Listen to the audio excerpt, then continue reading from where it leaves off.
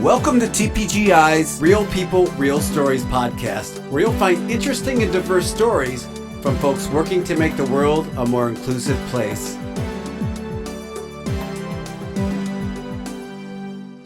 Hey, welcome to the Real People, Real Stories podcast brought to you by TPGI. I'm your host, Mark Miller, thanking you for helping us keep it accessible.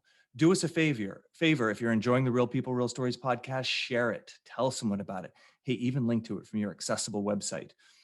Thank you, everyone, for joining. I want to introduce to you all Alvaro Silberstein. How did I do? Good? Great. Thank you for joining us, Alvaro. It's a pleasure to have you on the podcast. And I wanted to get into a little bit about what you do here. You've got an interesting concept, Wheel the World, where you've actually created an accessible travel experience. Is that right? Yes, pretty much. First of all, thank you very much, Mark and Marisa, for the invitation. Exactly, I am one of the co-founders of Wheel the World, and in one sentence, we make people with disabilities travel the world. That's pretty much what we do. That's wonderful. So can you tell me a little bit about like how this concept came about and why, it feels like something where there's a story behind why you decided to do this. What inspired you? Yes, so I have a disability myself since I'm 19 years old. I have a quadriplegia. I move by myself in a manual wheelchair, and always I've been passionate about travel and about getting to explore places before and after my accident. Mm-hmm. And one of the places that I always dreamed to visit was in the country that I grew up and I'm living right now in Chile. It was to visit Patagonia, a national park that is called Torres del Paine that Marisa has also visited. I love it. It's so amazing. What's the name of it again? Say the name of it again for me. Torres del Paine National Park in Patagonia in Chile. Beautiful. So let me describe this place. This is like south of the world, not much civilization and urban areas, beautiful like mountains and lakes and nature, and it's the most visited travel destination in Chile, I would say. It's like the Yosemite National Park of Chile. Gotcha. And I always dreamed to visit that place because all my friends went there at some point, and I saw all these pictures of this beautiful place. But I always assumed that it was impossible for me, given that I move myself in a wheelchair, and this destination, as many others around the world, would not have the accessibility that I need. But one day, with a very good friend, his name is Camilo. Today is my co-founder at GoWheelTheWorld.com. And we started figuring out on how to plan a trip. Both of us and 3 other friends to Torres del Paine. And I had a lot of fears about it, but we still started planning it. We realized that nobody else in a wheelchair did the trip that we wanted to do. That was to do the whole W Trek, that it's called. It's like a 5 days hiking this national park. And we needed to find what were the accessible accommodations to stay, how we would move around. We needed a special hiking wheelchair to explore these trails that cost like $6,000, and we didn't have the money to acquire it. So that was the one of the aha moments that we said, okay, let's transform our trip into a project. Let's do the very first time the W Trek in a wheelchair, me and my friends, but then allow this trip to be repeated by other people. Like, let's raise the information on how to do it.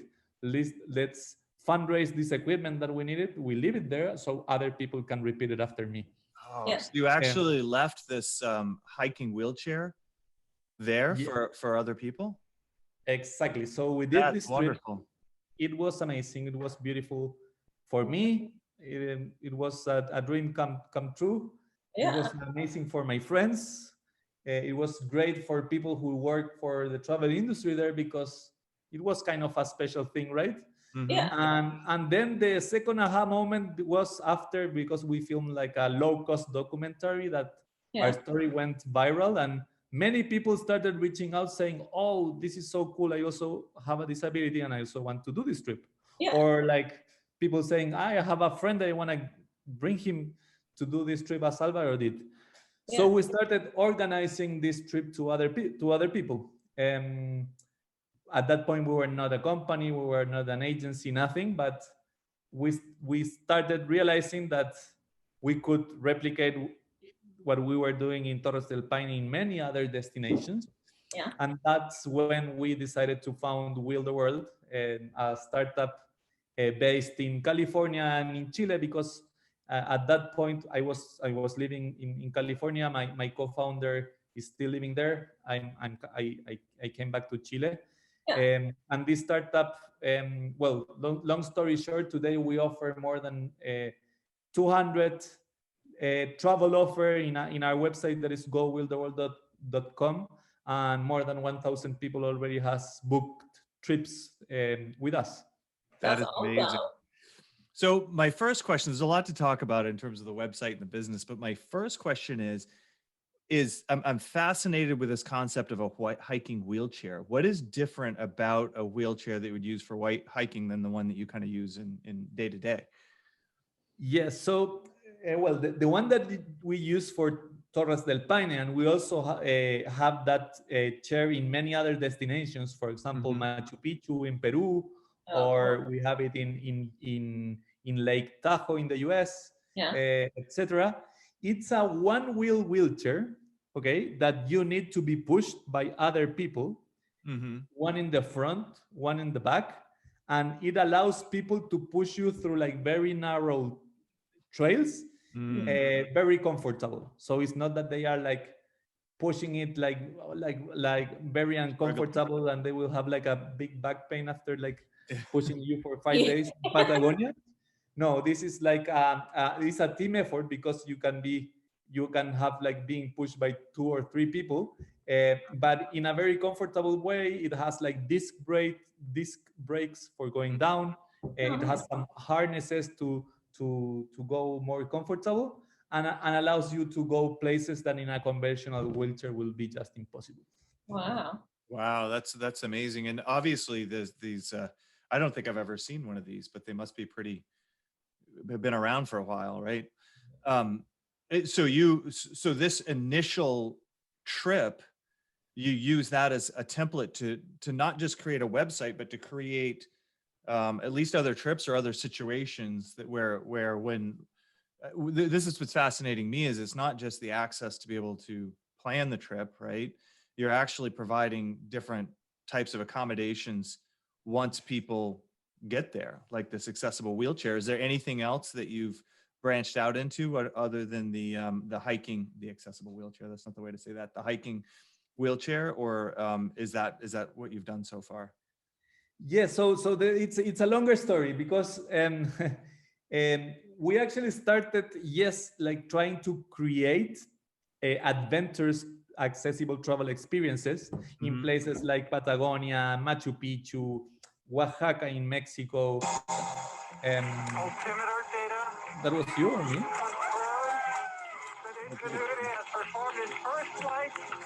I'm It's okay. That's exciting. But it sounds like you're very important, Alvaro. Is that the government trying to contact you for some special forces needs or something? Yeah, it sounds like your cell phone has a very unique ring. I'm so sorry. I don't know. I had my something open in my browser that started. I think you're a spy, and that was It's just a cover. yeah, that I'm was a clandestine contact. Yeah. I'm sorry. So what I was explaining, that what we started doing is actually, to be honest, all the dream places that I wanted to visit, and I saw as an impossible, we started figuring out with our team to, okay, how we can design an accessible experience so we can allow people like me to go to these places. And actually that was like our initial like destinations that we opened. Yeah. And we started making people travel to these places, but we realized that the majority of people that get to know to our story and our website, they were saying like, oh, I found this amazing, but I really need to find an accessible hotel in Mexico City or in an accessible hotel in Barcelona, Spain. Yeah. And the majority of the people that went to our websites was saying like, these guys that are going to Patagonia are like crazy. I am still figuring out with a lot of uncertainty to plan a trip to New York or to Madrid. So we realized that the problem was much bigger than just like opening adventure travel for people with disabilities. It was like travel in general, because it's very hard to plan a vacation if you have a disability. And we started then raising information in detail about accessibility in accommodations and in tour activities. That means that today we are, through an app and our community, we are collecting detailed information about, for example, the width of accessible doors in a hotel, the height of the bed, pictures about how the bathroom looks like. And we're collecting all this information, more than 200 listings today we offer at gowilltheworld.com, not only adventure trips to Patagonia, but also accessible accommodations in New York or in San Francisco.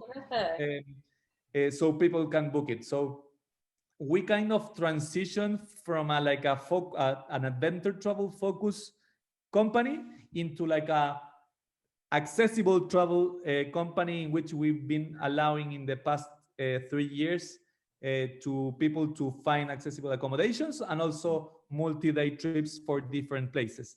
And we are like finding what are those accessible places to stay and accessible things to do at destinations, and collaborating with local operators so we can offer this to our travelers at the end of the day. Oh, that's terrific. So I did want to ask you, you said that a lot of the destinations that you started out with were ones that you had wanted to do yourself. So you said now you have over 200 destinations. Have you gone through each of them yourself? No. Okay. So today we have around 50 destinations. Okay. I don't know. I've been, let's say 8 or something like that. Okay. Because you've got a lot of work to do then. Yes.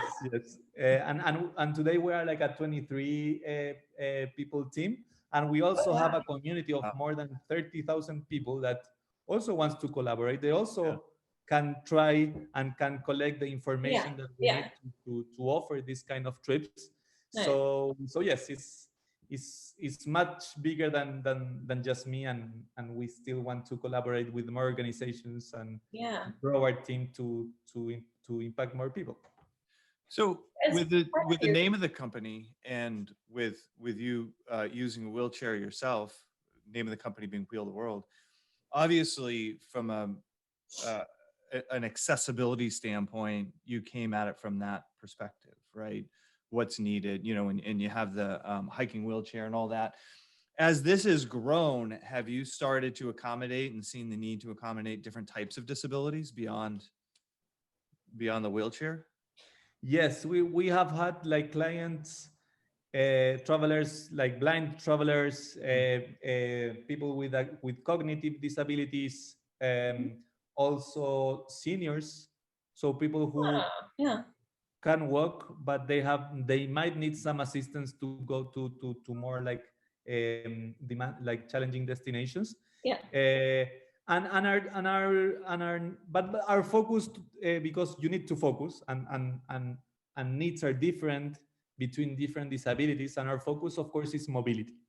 So people with mobility challenges, that can be adults with disabilities, or seniors that also have some mobility challenges, or like many times families with a cognitive with a kid with a cognitive disability. That would be like the type of travelers that are most popular through our like community. And we dream that in the future we will expand more aggressive to other disabilities. And at the beginning we were like wondering if our name would work in a broader space, right? Because it's not just people in wheelchairs, right? And it still it works actually. Like, I don't know, we've been always trying to create a brand that people likes. doesn't matter if they have a disability or not, because I've been in a wheelchairs and I am part of a disability community for 17 years, and always every brand, every service that is designed for us or focused in us, it's not that cool, right? They use the word care, they use the blue color, like as hospitals, right?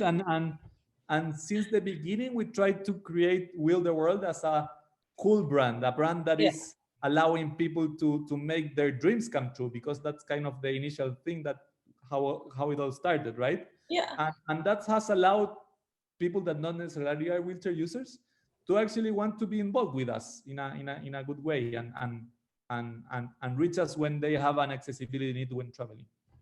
Yeah, I see your logo has the active person in a wheelchair, not the passive. I like it. And the Torres del Paine is Yes, the three guys. Yeah, awesome. That's a really interesting point that you make, and I you know, I'm glad you guys took that approach to make a cool company, because in our business, the business that Marissa and I are in, we work with web accessibility, you know, for all different types of people with disabilities. And so we're kind of fortunate to really be exposed to the community of people with disabilities in a way that a lot of people aren't.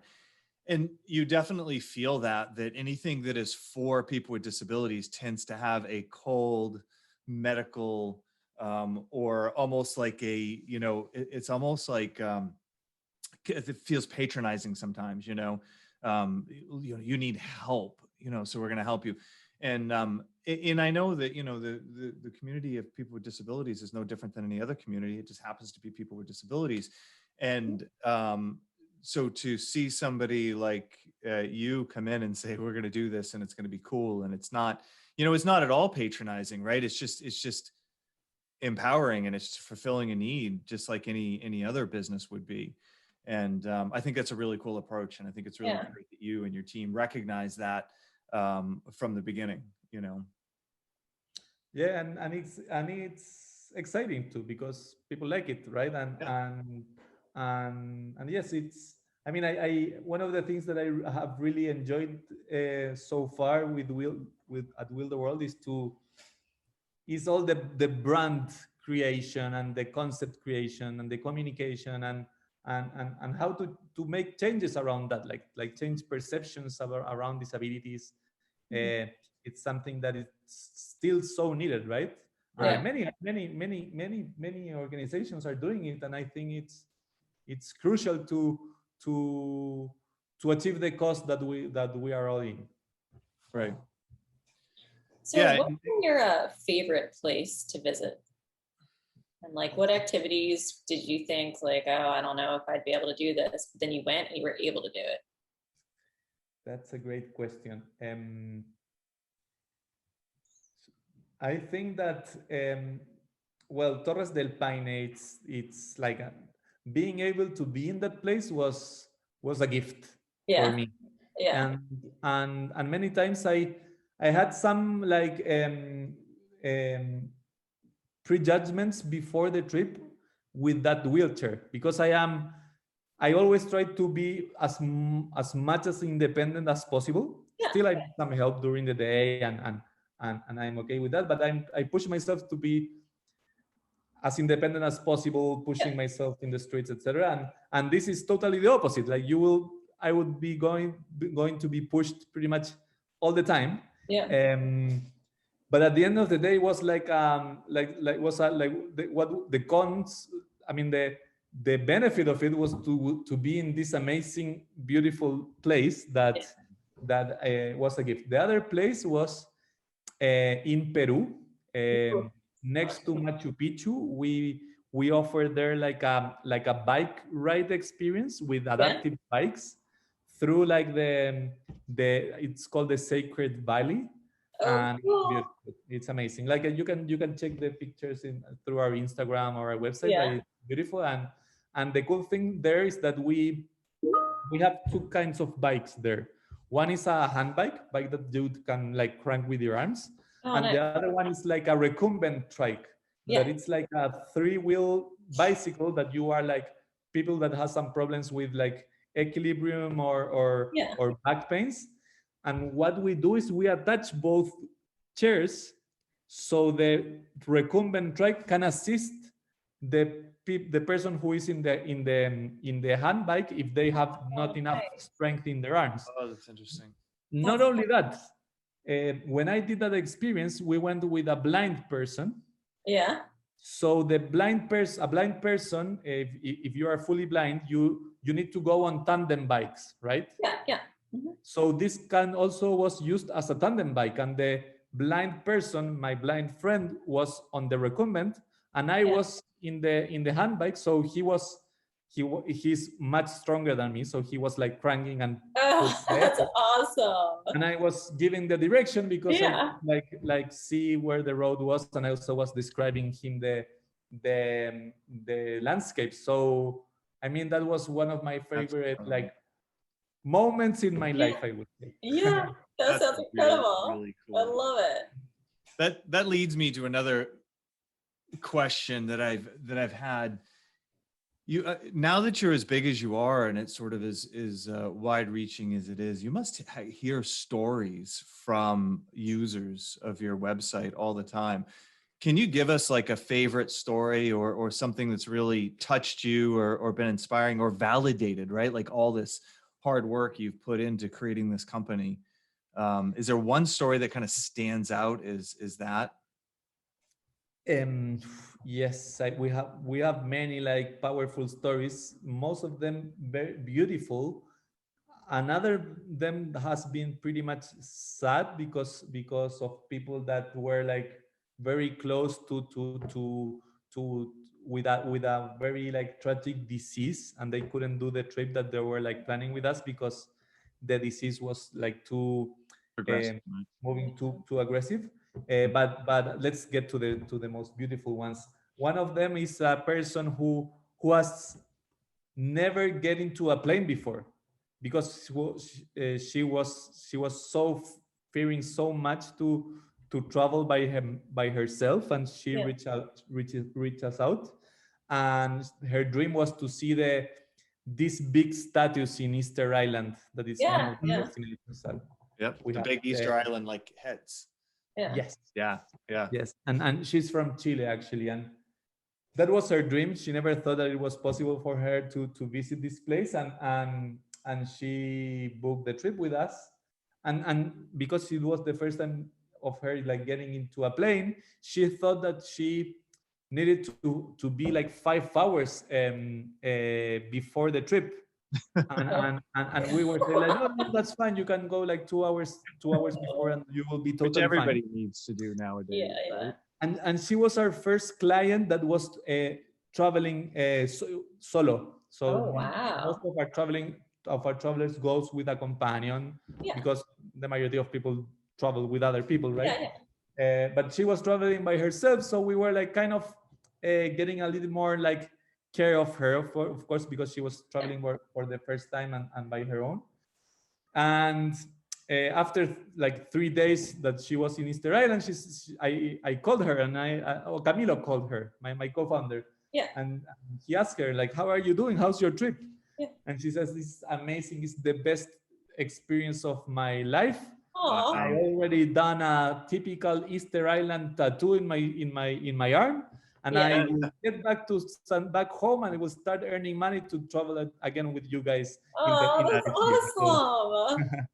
I think Because that independence that she must have felt, that's got to be just an incredible gift. You know? Yeah. It felt like you couldn't do something, and then to go on your own and do it and have that independence, that's got to be amazing. And also what happened is she as many other travelers, she started being part of our community. So today Right. she lives in a city here in Chile, and she's one of our mappers because we build like a community of mappers, people going to the accommodations and places to map accessibility, so we can offer it through gowilltheworld.com.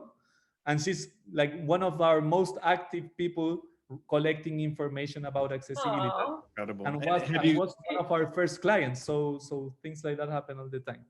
And Oh, have you had a chance to meet her in person? Yes. Yeah, that must have been, did you know her beforehand, or did No, she do the trip and then you met her? after the trip, I met her. I mean, we have kind of a rule at Will the World. We are already 20 people, and today we are like booking trips to around average like 40 people per month.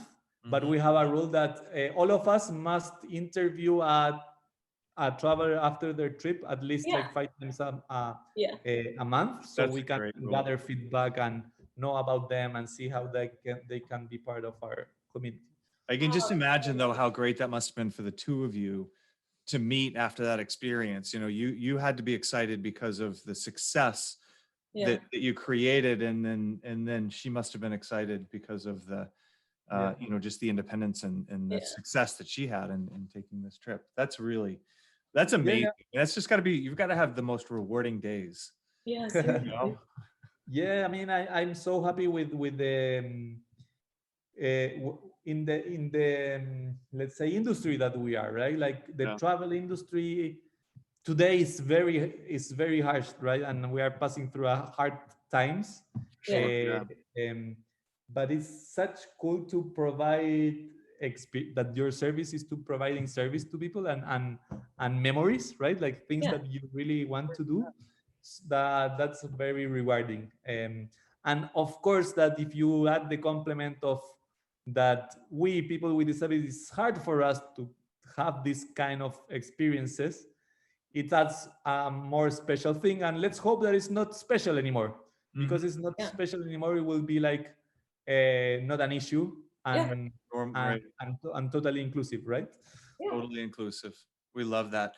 Well, Alvaro, this has been a fantastic conversation. I've loved hearing about this, your company. Yes.